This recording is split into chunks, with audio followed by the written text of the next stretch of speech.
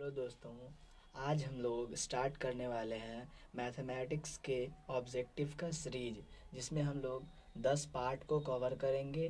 प्रथम पार्ट में 10 प्रश्न, दूसरा पार्ट में भी 10, इस तरह से 10 पार्ट में हम लोग 100 प्रश्न को करेंगे। तो हम यहाँ पे ये नहीं बोलेंगे कि ये क्वेश्चन इम्पोर्टेंट है, ये इम्पोर्टेंट है।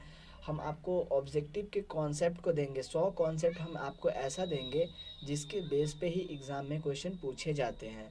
आप अगर इन 100 और अगर आपको अभी तक अगर लगता है कि आप ऑब्जेक्टिव में कुछ नहीं कर पाएंगे, आपको से ऑब्जेक्टिव सॉल्व नहीं होता है, तो आप इस वीडियो को ज़रूर देखें। इस वीडियो को देखने के बाद आप इस वाले वीडियो के बाद आप 10 प्रश्न एग्ज़ाम में आराम से करेंगे। ठीक, हम उसी तरह से आप 100 प्रश्न, जब मेरा 100 कॉन्सेप्ट को आप पढ़ लेंगे तो उसमें से आप एग्ज़ाम में 50 क्वेश्चन ईजिली कर पाएंगे। आप 75 क्वेश्चन भी कर सकते हैं, लेकिन हम लोगों को सिर्फ 50 क्वेश्चन करने की आवश्यकता होती है। हम लोग वीडियो को स्टार्ट करते हैं। वीडियो में आगे बढ़ने से पहले हम आपसे एक निवेदन करते हैं कि अगर आप चैनल पे नए हैं तो चैनल को कर ले सब्सक्राइब और बेल आइकन को भी प्रेस कर ले, ताकि आने वाले सभी वीडियोस को आप देख पाएँ। तो हम लोग पहला प्रश्न जो लिए हैं वो क्या है, आपके ऑब्जेक्टिव में पूछा जाता है त्रिघात बहुपद का व्यापक रूप है। ठीक है, ये आपका क्या है, पहला प्रश्न है। तो इस क्वेश्चन को हम लोग समझेंगे, राइट। तो त्रिघात बहुपद कहने का मतलब वैसा बहुपद जिसमें 3 घात हो। तो इसका व्यापक रूप लिखने के लिए बोल रहा है। और क्या है, ये त्रिघात बहुपद है, यानी ये क्या होगा, ax3 प्लस बी एक्स पर पावर 2, क्योंकि 3 है तो 2 के बाद फिर क्या होगा, x, सी एक्स प्लस का डी। ये क्या हुआ, त्रिघात बहुपद। अगर हम लोगों से पूछता इसी जगह पे त्रिघात बहुपद नहीं, त्रिघात समीकरण का व्यापक रूप क्या होगा, तो समीकरण और बहुपद में बस थोड़ा सा आंसर होता है। बराबर के उधर आप अगर 0 कर देते हैं तो ये समीकरण हो जाता है। तो यहाँ से आप एक कॉन्सेप्ट सीखे और एक से आप 2 क्वेश्चन एग्जाम में कर पाएंगे। दोनों क्वेश्चन एग्जाम में पूछे जाते हैं। हो सकता है द्विघात बहुपद हो तो द्विघात बहुपद का व्यापक रूप यहाँ तक होगा। द्विघात समीकरण हो तो द्विघात समीकरण में हम बराबर के उधर क्या लगा देंगे, 0, तो ये द्विघात समीकरण हो जाएगा। ठीक है, तो अगर सिंगल अगर होता, अगर बोलता है कि एक घात का बहुपद, तो क्या मतलब कि ax प्लस बी, यही आपका क्या हो जाता, आंसर। ठीक है, अगर समीकरण बोलता है तो इसमें हम लोग 0 लगा देते हैं। सिंगल एक घात रहेगा तो एक घाती होगा, दो तो द्विघात और 3 है तो त्रिघात। ठीक है, इस तरह से तो हम लोगों ने एक कॉन्सेप्ट सीखा और यहाँ से आपके एग्जाम में 2 प्रश्न पूछे जाते हैं। ठीक है, एक बहुपद के माध्यम में और एक समीकरण के माध्यम में। तो यहाँ से हम लोग 2 क्वेश्चन को एग्जाम में कर पाएंगे। अगला प्रश्न हम लोग देखते हैं। तो अगला क्या है, यदि अल्फा बीटा द्विघात बहुपद fx x² minus 5x plus 7 के शून्यक हो तो 1/अल्फा प्लस 1/बीटा का मान ज्ञात करें। ये क्वेश्चन आपके एग्जाम में कितने पूछे जाएंगे, 3। ऐसा एग्जाम में आपके 3 क्वेश्चन पूछे जाएंगे। हम आपको एक बताएंगे, बाकी आगे के क्वेश्चन अगर ऐसा पूछा जाता है तो वो आपको करना है और उसका जवाब आपको कमेंट में भेजना है। तो हम लोग इस तरह के क्वेश्चन को किस तरह से सॉल्व करते हैं वो हम लोग देखेंगे। तो इसमें क्या है, पहले आपको ये नहीं देखना है। ठीक है, पहले इसमें इसको आप लिख लेंगे। ठीक है, एक जगह पे तो क्या है, x² माइनस का 5x प्लस का 7। हम आपको कॉन्सेप्ट सिखाएंगे, ये नहीं कि मतलब इसका ये इंपॉर्टेंट क्वेश्चन होता है, ये इंपॉर्टेंट होता है, ये भी है, यही पूछा जाएगा। ऐसा नहीं करना है, आपको कॉन्सेप्ट सीखना है ताकि एग्जाम में आप क्वेश्चन किसी भी तरह से रहे, बेस तो यही रहेगा, किसी भी तरह से रहे। यहाँ पे x² है, यहाँ पे 2x भी हो सकता है, यहाँ पे प्लस का 2x हो सकता है, यहाँ पे माइनस का 7 हो सकता है, माइनस का 3 हो सकता है। ऐसा यही चेंज होगा ना, ये तो चेंज नहीं होगा। जो हम आपको कॉन्सेप्ट सिखाएंगे वो चेंज नहीं होगा। हम लोग क्या करेंगे, इसको उतार लेंगे। ये क्या है, इसमें हम लोग बोलेंगे x² का गुणांक क्या है, 1 है, x का गुणांक क्या है, 5 है, और ये क्या है, तो 1 जो हो जाएगा ये a हो जाएगा। x का गुणांक क्या होता है, b होता है, और ये क्या हो जाएगा आपका c हो जाएगा। ठीक है, तो हम लोग 1/ab लेंगे, 1/a प्लस 1/b। a क्या है, अल्फा है, b क्या है, बीटा है। ठीक है, इसको हम लोग सॉल्व करेंगे। तो इसको सॉल्व करेंगे तो a और b का हम लोग LCM लेंगे तो ab होगा। a से a कट जाएगा तो b बचेगा, तो b प्लस है तो प्लस, b से b कटेगा तो a, राइट। तो ये फाइनल क्या होगा, a प्लस b बटे a गुने b। हम लोग एक फॉर्मूला जानते हैं, उसको हम लोग देखेंगे। फॉर्मूला होता है a plus B, that means a क्या है अल्फा और b क्या है बीटा। अल्फा प्लस बीटा क्या होता है माइनस बी बटा ए। फॉर्मूला होता है ए बी सी मेरे पास है, इसका कोई प्रॉब्लम नहीं है। एक्स स्क्वायर का गुणांक ए होता है, एक्स का गुणांक बी होता है और जो फाइनल होता है वो सी होता है, राइट। तो ए बी सी का हम लोगों को कोई प्रॉब्लम नहीं है, ए बी और सी हम लोगों को सब कुछ मिला हुआ है। और अल्फा गुने बीटा क्या होता है सी बटा ए। ये फॉर्मूला आपको याद रखना है, ठीक है।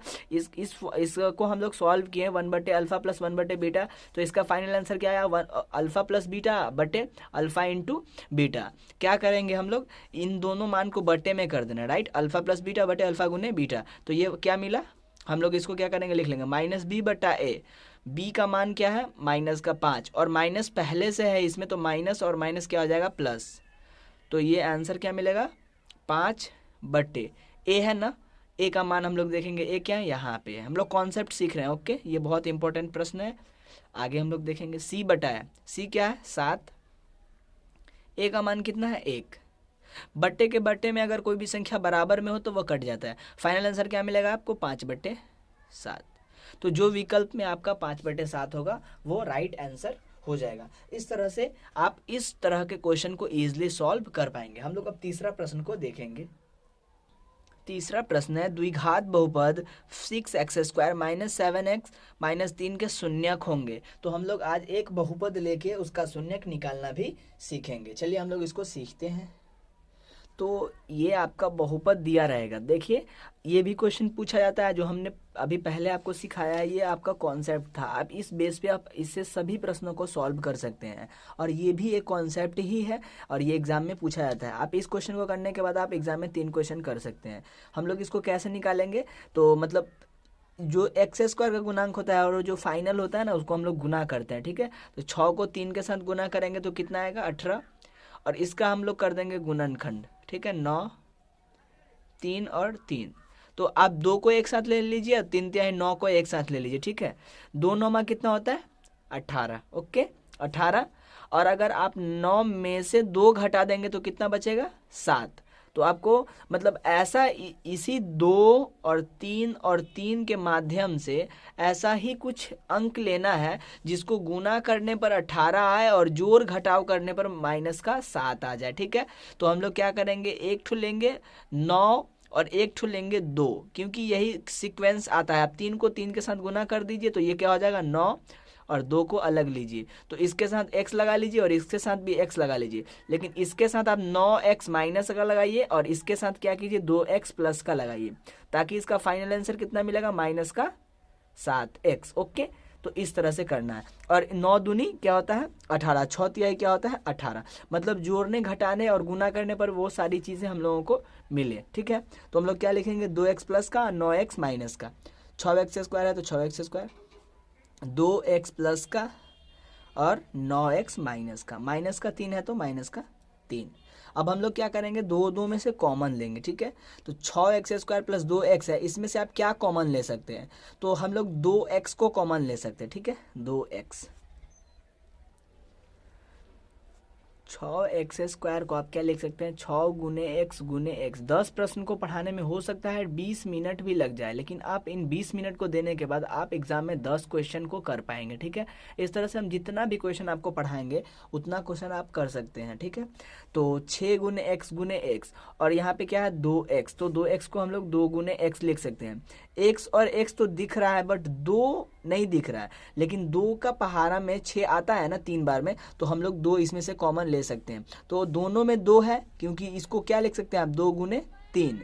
तो 2 और 2 इसमें से कॉमन निकल गया, तो इसमें क्या बचा यहाँ पे 3 और क्या बचा x, तो अंदर क्या बचेगा 3x और इसमें हम लोगों ने x निकाल लिया। इसमें का दोनों देखिए, इसमें से एक x निकला और क्या निकला इसमें से 6 में से 6 को हमने 2 गुने 3 लिखा, तो क्या निकल गया 2 और 2, ठीक है। तो यहाँ पे क्या हुआ कि x के साथ x भी निकल गया और 2 के साथ 2, मतलब 2 गुने 3 हमने लिखा और इसमें 2 था तो इसमें ये 2 और ये 2, मतलब 2x निकल गया और इसमें से 2x निकला तो क्या बच गया 3x, क्योंकि इसमें 2x था एक्स स्क्वायर है का मतलब एक्स गुने एक्स है, तो इसमें से क्या निकल गया, एक्स निकल गया, तो क्या बचा 2, और यहाँ पे कुछ नहीं बचा तो हम लोग क्या लिखेंगे 1। ठीक है, यहाँ पे हम लोग देखते हैं इसमें से आप केवल माइनस का 3 बाहर निकाल सकते हैं। ठीक है, क्योंकि 3 इसमें है और 3 इसमें है, 3 तिहाई 9 होता है, तो इसमें क्या बचेगा आपको 3 बचेगा और एक्स है तो एक्स बच जाएगा। ठीक है, और यहाँ पे माइनस और क्या होगा +1 बचेगा, क्यों, क्योंकि हमने माइनस के साथ 3 को बाहर निकाला तो ये कुछ नहीं बचा, कुछ नहीं बचा, तो माइनस ये है और माइनस ये है, तो माइनस माइनस मिलके क्या होगा प्लस, और प्लस होगा तो इसका फाइनल आंसर क्या मिलेगा 1। तो यहाँ पे आपको क्या मिला 2x घटाओ 3, और इसमें से किसी एक को आप लेंगे तो 3x + 1।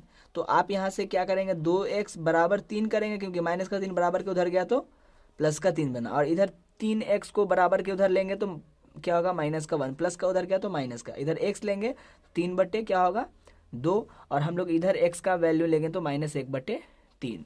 इस तरह से हम लोगों को x का 2 मान मिला है, 3/2 और एक मिला 1/3। तो आप शून्यक निकालेंगे इस तरह से। ठीक है, और ये आपका क्या था, तीसरा था। हम लोग अगला प्रश्न देखेंगे।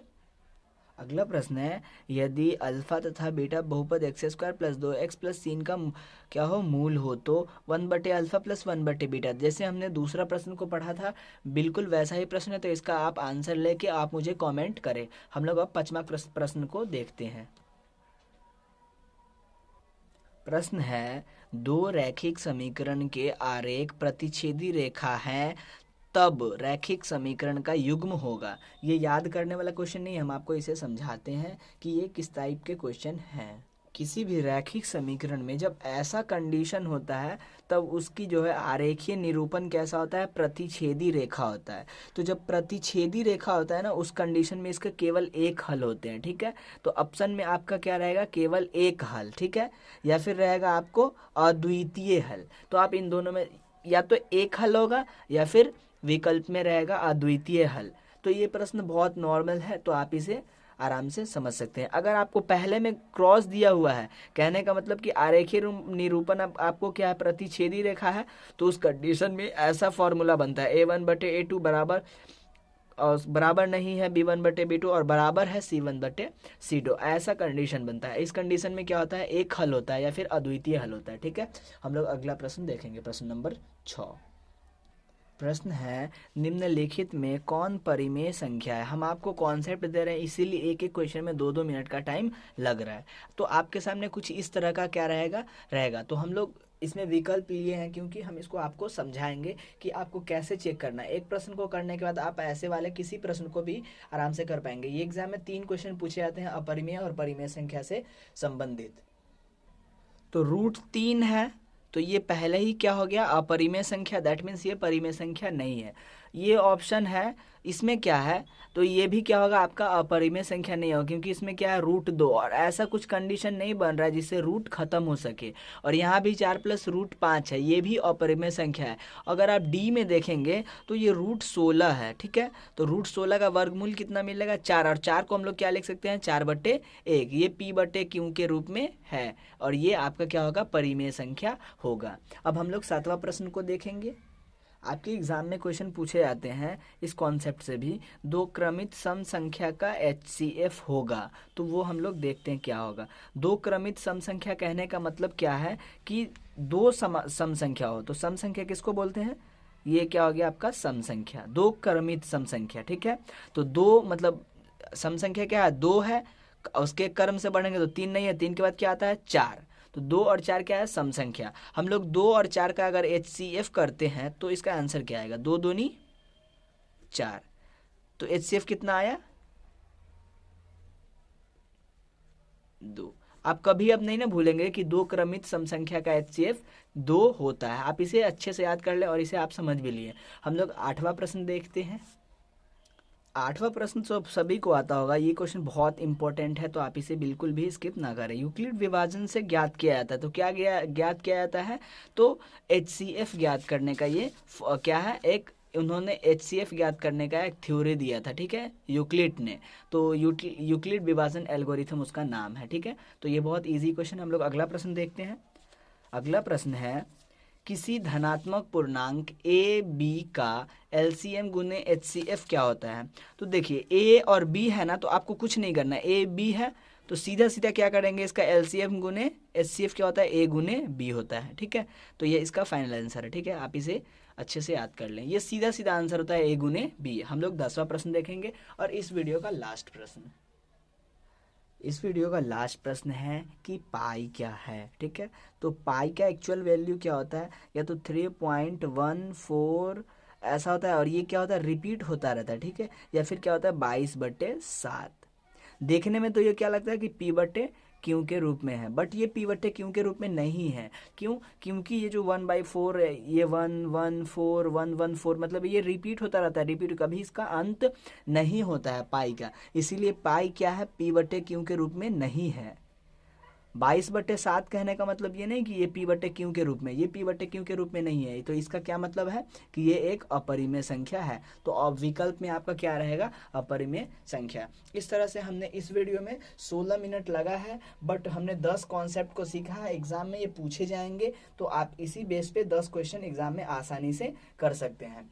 तो अगर वीडियो अच्छा लगा हो तो वीडियो को लाइक कर दें, और अगर आप चैनल पे नए हैं तो चैनल को कर लें सब्सक्राइब। मिलते हैं अगले वीडियो में, तब तक के लिए धन्यवाद।